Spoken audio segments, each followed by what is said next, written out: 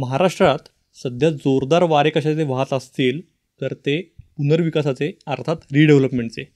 त्यामुळेच राज्यातलं वेगानं विकसित होणारं शहर असा लौकिक असलेल्या नाशिकमध्ये रिडेव्हलपमेंटची नेमकी सध्याची स्थिती काय आहे, तिथल्या स्थानिकांचा दृष्टिकोन कसा आहे आणि नेमक्या किती मोठ्या प्रमाणात नाशिकमध्ये रिडेव्हलपमेंट सुरू आहे, या सगळ्याविषयी जाणून घेऊया A to Z हाऊसिंग सोल्युशन्सच्या या एपिसोडमध्ये. नमस्कार, मी निरंजन मेढेकर आणि आज आपल्यासोबत आहेत सोसायटी प्लसचे फाउंडर संजय सूर्यवंशी आणि त्याचबरोबर खास नाशिकहून आलेले बी ऑर्बिट कंपनीचे डिरेक्टर अभिषेक बिरारी. तुम्हा दोघांचंही मनापासून स्वागत. नमस्कार Niranjan sir. Hello Niranjan, how are you? मस्त. मला वाटलं की तुम्हाला येताना जरा ट्रॅफिक लागलं नाशिकहून, त्यामुळे नाशिकहून पुण्याची जर्नीचा एक्सपिरियन्स मी आता आधी घेतलाय, आता परत घेतोच आहे. बरोबर. तर त्यामुळेच नाशिककरांचा ओव्हरऑल रिडेव्हलपमेंटकडे बघण्याचा दृष्टिकोन कसा आहे ते आपल्याला या एपिसोडमध्ये जाणून घ्यायचं आहे. नक्की. पुण्यात तुम्हाला येताना जाणवलंच असेल की सगळीकडे खरोखर जोरदार वारे आहेत. प्रत्येक सबबमध्ये जर बघितलं तरी मोठ्या प्रमाणात हे रिडेव्हलपमेंट सुरू आहे. संजय सर, 2020 नंतर पूर्ण महाराष्ट्रातच म्हणजे सगळ्याच शहरांमध्ये रिडेव्हलपमेंटनी वेग घेतल्याचं दिसते तुम्हाला? हां, म्हणजे सांगायचं तर मुंबई आणि पुणे आहेच. म्हणजे मुंबई आणि सबब मी सगळं म्हणतो आहे, आणि पुणे ह्या दोन शहरं तर सुरुवातीला आहेतच त्याच्यामध्ये. पण आता तिसरं शहर विचार केला तर नाशिक आहे. उर्वरित ठिकाणी आत्ताशी कुणकुण लागायला सुरुवात झाली आहे. त्याला थोडंसं स्वरूप यायला वेळ लागणार आहे, पण नाशिकमध्ये मात्र सुरुवात झाली आहे असं दिसतंय. अच्छा, म्हणजे संजय सर जसं म्हणले की मुंबई आणि पुण्यात सुरुवात झाली आणि त्याच्यानंतर आता नाशिकमध्येही जोर धरतोय रिडेव्हलपमेंट असं दिसतंय तुला? हो, गेल्या 2 वर्षाआधी आम्ही एक सेमिनार घेतला होता नाशिकमध्ये. त्याच्यामध्ये आम्ही रिडेव्हलपमेंटच्यासाठीचं एक इन्क्लिनेशनचा एक अँगल बघितला की लोकांमध्ये किती इच्छा आहे, लोकांना त्याचा अवेअरनेस आहे का नाही. तर भरपूर साऱ्या लोकांनी ज्यांनी 20, 25, 30 वर्ष आधी घरं घेतले होते, जे फर्स्ट होम बायर्स होते, आता त्यांचे मुलं बाहेर शिकायला असल्यामुळे तर त्या लोकांना स्वतःना आता जाणीव झालेली आहे की आता बिल्डिंग जीर्ण झाली आहे, आपल्याला रिडेव्हलपमेंट करण्याची वेळ आलेली आहे. आणि मग नाशिकचा जर आपण विचार केला तर कुठला स्पेसिफिक एरिया किंवा सबब्स असे सांगता येतील की जिथे स्कोप दिसतोय आणि तिथले स्थानिकही आता इच्छुक आहेत? नाशिक हॉरिझॉन्टली डेव्हलप झालेली सिटी आहे. तर आधी UDPCR नसल्यामुळे तर हॉरिझॉन्टल डेव्हलपमेंट होती. नाशिकमध्ये 3 मजली 4 मजलीच्या बिल्डिंग्स होत्या. आता नवीन नियम आल्यामुळे काय झालं की आहे त्या जागेवरतीच आपण रस्त्याच्या विड्थप्रमाणे आपण 7 मजली 10 मजली 12 मजली किंवा हायराईज बिल्डिंग पण कन्स्ट्रक्ट करू शकतो. त्याच्यामुळे core of the Nashik city आणि surrounded by that is Panchavati, Mhasrul, Gangapur road, Indiranagar, नंतर औरंगाबाद रोडकरचा रस्ता, या सगळ्या गोष्टींमध्ये आपल्याला रिडेव्हलपमेंटसाठी तिथं भरपूर चालना आहे.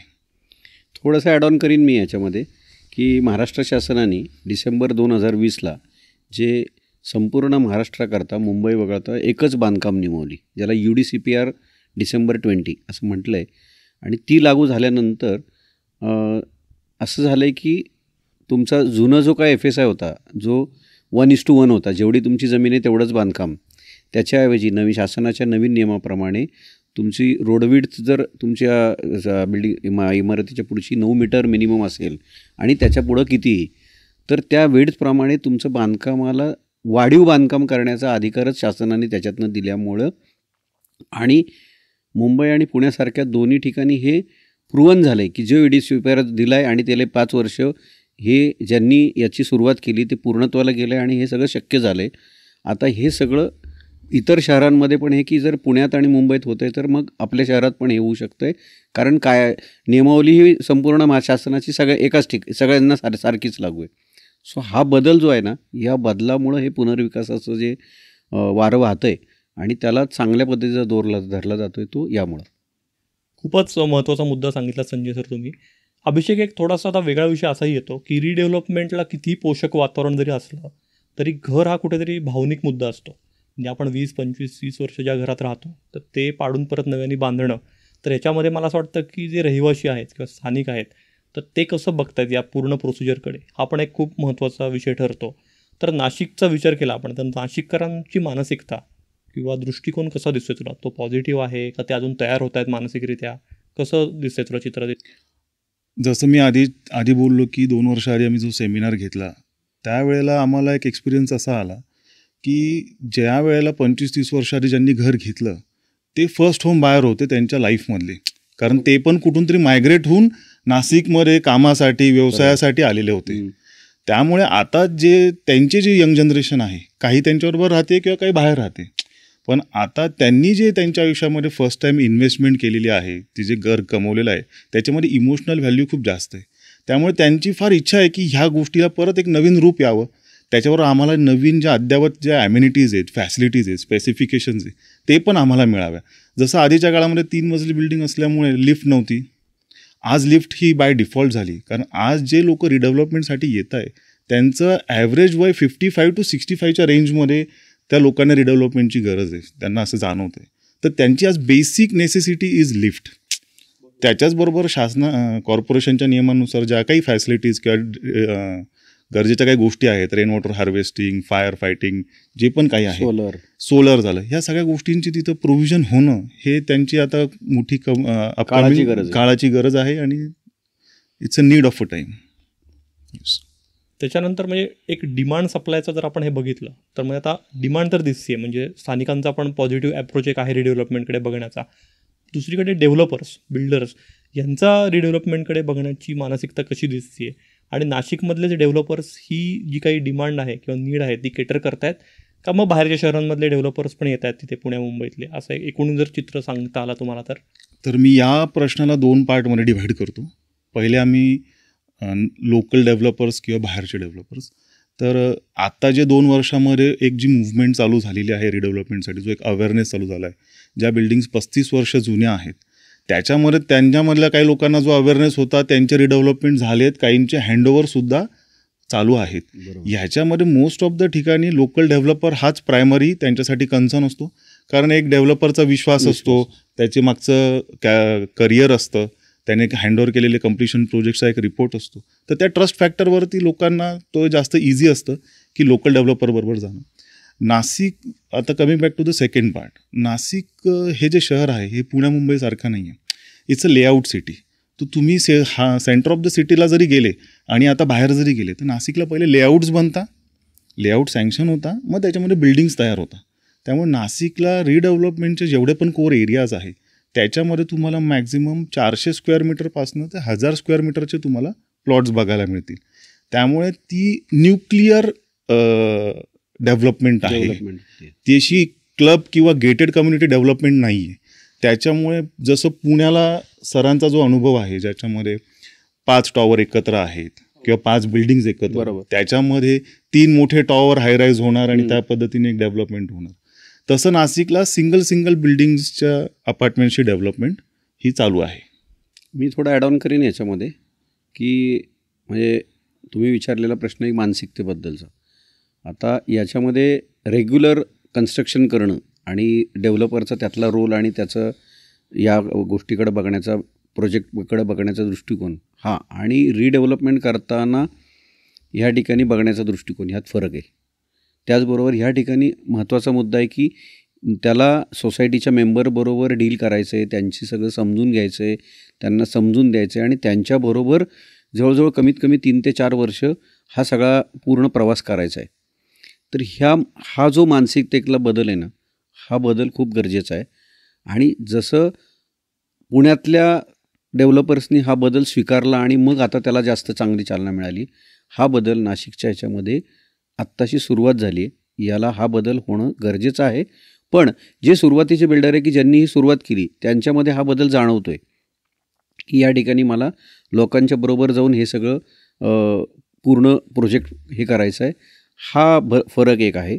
त्याचबरोबर रिडेव्हलपमेंटमधला दुसरा जो बघण्याचा दृष्टिकोन आहे की ह्या ठिकाणी तुम्ही इन्व्हेस्टमेंट करताना तुम्हाला त्या जुन्या म्हणजे जे फ्लॅटधारक आहेत त्यांना त्यांचं नवीन घर देताना ह्या प्रोसेसमध्ये येणारा जो काही खर्च आहे, काय करायचं आहे, त्याचं शेअरिंग पॅटर्न कसा असावा, काय असावं, म्हणजे विन विन सिच्युएशन असली पाहिजे. त्यांनाही बेसिकली फार आर्थिक ताण येता कामा नये आणि यांनाही येता कामा नये आणि प्रॉफिटेबिलिटी दोघांची असावी.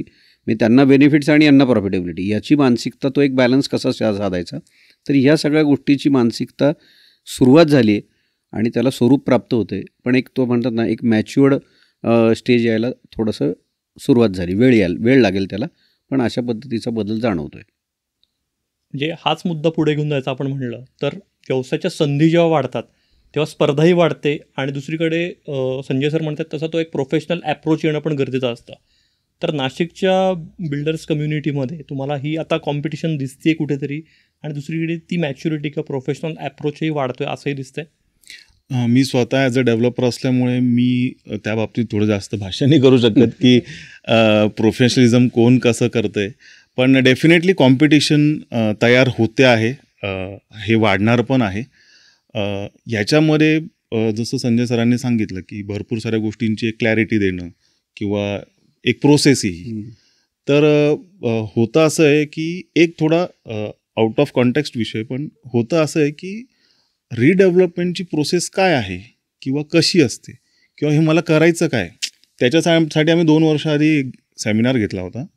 तर लोकांना पहिले माझी अशी इच्छा आहे की मी ॲज अ डेव्हलपर प्रोफेशनलिझम पार्टमध्ये मला असं बोलायला आवडेल की लोकांना, सोसायटी धारकांना, चेअरमनला, सेक्रेटरीला ह्यांना बेसिकली प्रोसेस ऑफ रिडेव्हलपमेंट ही माहिती झाली पाहिजे.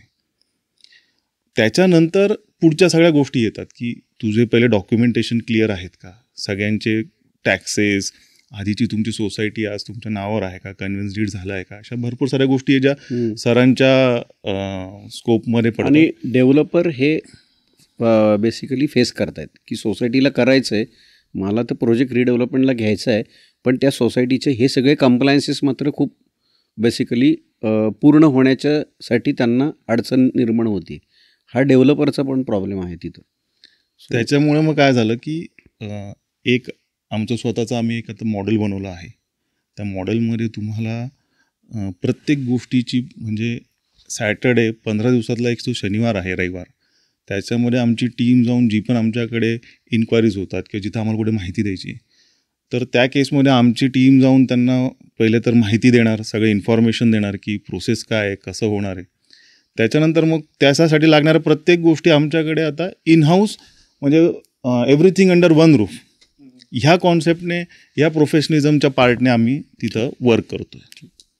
गव्हर्नमेंटने आता जर नवीन फायनान्शियल इयरमध्ये जर रेडी रेकनर रेट वाढवले तर याचा परिणाम रिडेव्हलपमेंट फील्डवरही होईल असं दिसतंय कुठे? ह्याचा नक्कीच खूप फरक पडेल आणि तो आर्थिकदृष्ट्या खूप मोठ्या पद्धतीने पडणार आहे. कारण हा जो रेडी रेकनरचा जो इम्पॅक्ट आहे, हा मुळात पहिले तुम्हाला आज ज्या घराचं व्हॅल्युएशन जे आहे, तर रेडी रेकनर वाढल्यामुळे तुमच्या पुढच्या वर्षामध्ये 1 एप्रिल 2025ला जे पण काही दर वाढणार आहेत त्याच्यानुसार आज तुमच्या घराचं व्हॅल्युएशन पण वाढेल. त्याच्यामुळे तुमच्यावर लागणारा जो बेसिक आहे, स्टॅम्प ड्युटी, रजिस्ट्रेशन आणि GST, हे चार्जेस देखील तुमचे वाढणार आहेत. हा झाला रेव्हेन्यू पॉईंट ऑफ व्ह्यूने. आता दुसऱ्या पॉईंट ऑफ व्ह्यूने जिथं डेव्हलपर साईड येते किंवा त्याच्यामध्ये कॉर्पोरेशनचे जे चार्जेस आहेत, डेव्हलपमेंट चार्जेस, प्रीमियम, ॲन्सिलरी, बाकीचे चार्जेस, हे देखील वाढणार आहेत. तर ओव्हरऑल प्राइसिंग पॉईंट ऑफ व्ह्यूने किंवा एक्सपेन्स पॉईंट ऑफ व्ह्यूने हे फ्लॅटधारक त्यांच्याचबरोबर डेव्हलपर ह्या दोघांनाही त्या गोष्टीवरला डील करावं लागणार आहे. म्हणजे हा एक नवीन म्हणजे ॲडिशनल मुद्दा आहे जो आता इथनं पुढं फेस करावा लागणार आहे. आणि शासनाने आता गेले 3-4 वर्ष याच्यामध्ये रेडी रेकनरमध्ये बदल केलेला नव्हता आणि यावर्षी असं साधारण स्वरूप आहे की म्हणजे हे आहे, अपेक्षा आहे की शासन याच्यात बदल करेल आणि त्याचा इम्पॅक्ट हा रेग्युलर कन्स्ट्रक्शन इंडस्ट्रीला येणार आहे आणि मूळ म्हणजे फ्लॅटधारकांना पण येणार आहे, नवीन फ्लॅट घेणारा किंवा आता रिडेव्हलपमेंटमध्ये सुद्धा या गोष्टीचा इम्पॅक्ट येणार आहे. आणि आता त्या प्रोसेसमधनं मात्र दोघांनाही जावं लागणार आहे असं दिसतंय. अभिषेक, तू एक मगाशी महत्त्वाचा मुद्दा असा पॉईंट आऊट केलास की पुणे, मुंबई आणि नाशिक. तर पुण्या मुंबईतलं रिडेव्हलपमेंट कुठेतरी व्हर्टिकल आहे आणि नाशिकमधलं हॉरिझॉन्टल आहे. तर यात एक असा मुद्दा येतो की मग पुण्यात आता मेट्रो आहे, त्यामुळे वाढीव FSI मिळतोय, त्यामुळे पण रिडेव्हलपमेंट वाढत आहे. तर नाशिकमध्ये या बाबतीत विचार केला तर मग तो स्कोप तसा लिमिटेड आहे का, तसं नाही, त्याच्यात काय वेगळे अप्रोच पण दिसत आहेत तुला? फॉर्च्युनेटली नाशिक, जे मी बोललो, हॉरिझॉन्टली डेव्हलप झालंच आहे. आता नवीन नियम आल्यामुळे नाशिकला परत अपॉर्च्युनिटी आहे की व्हर्टिकल ग्रो करण्याची. आणि आत्ताच रिसेंटली न्यूज आहे की नाशिकला 2 निओ मेट्रो सँक्शन झालेल्या आहेत, जे बऱ्यापैकी 2 एंड्स ऑफ नाशिक सिटी हे कव्हर करतं आहे. तर ही एक खूप चांगली बातमी आहे नाशिकसाठी. आणि तो जो रूट आहे तो बऱ्यापैकी 40 to 50% हा जो रूट आहे हा कोर एरियामधलाच आहे. त्यामुळे रिडेव्हलपमेंटला त्या गोष्टीमुळे नक्कीच इथं वाव मिळेल. हा खूप महत्त्वाची आमच्याकडे तर न्यूजच आहे की नाशिकमध्येही मेट्रो संदर्भात हालचाली सुरू आहेत. आता थोडं तुझ्या व्यवसायाच्या बाबतीत आपण बघितलं तर बी ऑर्बिट ही तुझी कंपनी आहे, तर तुम्ही या सगळ्या अपॉर्च्युनिटीकडे किंवा या नवीन व्यवसायाकडे कसं बघताय रिडेव्हलपमेंटच्या? सुरुवात अशी झाली की 1998मध्ये वडिलांनी हा बिझनेस चालू केला. नंतर मी फॅमिली बिझनेस जॉईन केला आणि जसं की काही सोसायट्याच होत्या की ज्या आम्हीच बांधलेल्या होत्या, तर 24-25 वर्ष आधी आमच्यापर्यंत यायचं की पुढे काय होणार आहे. आणि मग त्या पद्धतीने सरांशी पण माझी ओळख झाली. 2 वर्ष आधी थोडा आमचा अभ्यास चालू झाला, थोडं वर्किंग आम्ही त्याबद्दल चालू केलं. Trend of Pune, trend of Mumbai against trend of Nashik as a procedure of redevelopment आम्हाला 2 वर्ष त्याच्यामध्ये आम्हाला रिसर्चमध्ये गेलं. तर we as a B orbit ह्या गोष्टीला पुढची खूप मोठी अपॉर्च्युनिटी म्हणून किंवा एक्झिस्टिंग लोकांना नवीन घरं देण्याची एक आमच्याकडनं परत होणारी संधी, 25 वर्ष ज्यांना घरं दिलं आहेत आधी त्यांना परत नवीन कन्स्ट्रक्ट करून देण्याचा विश्वास, या सगळ्या गोष्टी करण्यासाठी आम्ही नक्कीच खूप एक्सायटेड आहोत. ह्याच्यात मी असं म्हणेन की म्हणजे जसं बी ऑर्बिट ह्याच्यात बघतं आहे आणि त्याच्यात त्यांनी बघताना अशा पद्धतीने बघितलं की फक्त कन्स्ट्रक्शन असं म्हणून बघायचं नाही आहे, तर रिडेव्हलपमेंट या डिव्हिजनकडं म्हणजे बी ऑर्बिटच्या बघायचं झालं तर असं आहे की त्यांनी याचा एक बॅलन्स करताना म्हणजे पूर्ण 2 वर्षाचा अभ्यास करताना असं लक्षात आलं की याच्यामध्ये सभासदांच्या गरजा किंवा त्या सोसायटीमधल्या गरजा, सोसायट्यांमधले अंतर्गत प्रश्न आणि त्यांची तयारी असेल तरी ते पूर्णत्वाला नेण्यासाठी लागणाऱ्या अडचणी, ह्या सगळ्यांचा अभ्यास करून याला अंडर वन रूप सगळ्या गोष्टी कशा करता येते. ज्याच्यामध्ये महत्त्वाचा पार्ट आहे की नाशिकमध्ये मी थोडंसं हे करीन की डॉक्युमेंटेशन हा पार्ट आहे ना, हा थोडासा म्हणजे आत्ता चिंतेचा विषय आहे. आणि त्याच्यामध्ये ते सोसायटीला रिडेव्हलपमेंट जायचं असेल तर तो डॉक्युमेंट कंप्लायन्स आहे की जुन्या फ्लॅटची स्टॅम्प ड्युटी भरणं, त्याच्यातला तो एक भाग आहे की बऱ्याच ठिकाणी तशाही अडचणी आम्हाला जाणवल्या की जुनी फ्लॅटच्या स्टॅम्प ड्युटीमध्ये अडचण आहे किंवा भरलेली नाही आहे. त्याचबरोबर सोसायट्या अवसायात जाणं हा एक महत्त्वाचा त्याच्यातला पार्ट आहे, जो त्याच्यामध्ये ती सोसायटी अवसायातनं काढणं आणि मग ती परत पुढं रेग्युलर त्याचं वर्किंग चालू करून प्लस ती सोसायटीची कमिटी ऑथराईज आहे ना याच्याबद्दलच्या म्हणजे सगळ्या सहकार खात्याच्या सगळ्या प्रक्रिया आणि त्याच्या सगळ्या टर्म्स पूर्ण करणं. त्याचबरोबर रेव्हेन्यूच्या सगळ्या stamp duty point of view सगळ्या डोक्यावर करणं आणि मग जो ॲक्च्युअल रिडेव्हलपमेंटच्या प्रोसेसमधला जो शासनाने सांगितलेलं आहे 79A प्रोसेस किंवा की रिडेव्हलपमेंट सुकर होण्यासाठी लागणाऱ्या कुठल्या स्टेप्स घ्यायच्या याचा अवेअरनेस क्रिएट करण्यासाठीचं एक इनिशिएट बी ऑर्बिट करतं आहे की नुसतं रिडेव्हलपमेंट करायचं नाही, नुसतं काहीतरी जोडायचं नाही, तर एक काय म्हणतात ना एक बॅलन्स्ड सगळा गोष्ट व्हायला पाहिजे. तुमचे सगळे कंप्लायन्स पूर्ण करण्यासाठी सुद्धा आम्ही तुम्हाला सपोर्ट करू. त्याचबरोबर तुमच्या सगळ्या नवीन गोष्टीची सगळी समजून घेऊ आणि ती गोष्ट आत्ताच्या नवीन शासनाच्या नवीन बांधकाम नियमावलीशी कशी निगडीत करता येईल आणि ज्याच्यामध्ये तो प्रोजेक्ट पूर्ण करताना ॲज अ डेव्हलपर एक बिझनेस पॉईंट ऑफ व्ह्यू आहे तो पूर्ण होईल. पण दुसरा पार्ट आहे की त्या माणसांचं किंवा त्या सोसायटीचं रिडेव्हलपमेंटचं स्वप्न पूर्ण करणं, हा पण एक आम्ही त्याच्यामधला दृष्टिकोन ठेवला आहे. या बी ऑर्बिटचा हा जो इनिशिएटिव्ह आहे रिडेव्हलपमेंटचा त्याच्यामध्ये हा आणि त्याला आम्ही नाव पण दिलं की शाश्वत पुनर्विकास असं आमचं त्याच्यातलं हे आहे. आणि ती शाश्वत पुनर्विकास हे घेऊनच आम्ही ब्रीदवाक्य घेऊनच बी ऑर्बिट रिडेव्हलपमेंट हे आम्ही डिव्हिजन त्याप्रमाणे कार्यरत पुढे जाणार आहोत. मला वाटतं तुम्ही दोघांनी आता त्याची शाश्वत पुनर्विकासाची संकल्पना मांडली ती अतिशय महत्त्वाची आहे. त्यामुळे सगळ्या नाशिककरांनाही आव्हान आहे की तुम्हाला हा एपिसोड कसा वाटला, पुनर्विकासाची ही चर्चा कशी वाटली, याच्याबद्दलच्या तुमच्या प्रतिक्रिया आम्हाला कमेंटद्वारे नक्की कळवा. तसंच A to Z हाऊसिंग सोल्युशन्समध्ये यासारखे आणखी कुठल्या महत्त्वाच्या विषयांवर आम्ही चर्चा करायला पाहिजे, कोणते नवीन विषय आम्ही हाताळायला पाहिजेत, मग ते रिडेव्हलपमेंटचे असो किंवा सोसायटीच्या संदर्भातले आणखी कुठले, तेही नक्की कळवा. भेटूया पुढच्या एपिसोडमध्ये अशाच आणखी एखाद्या महत्त्वाच्या विषयावर चर्चा करायला. बघत राहा आणि हो ऐकतही राहा A to Z housing solutions हा पॉडकास्ट.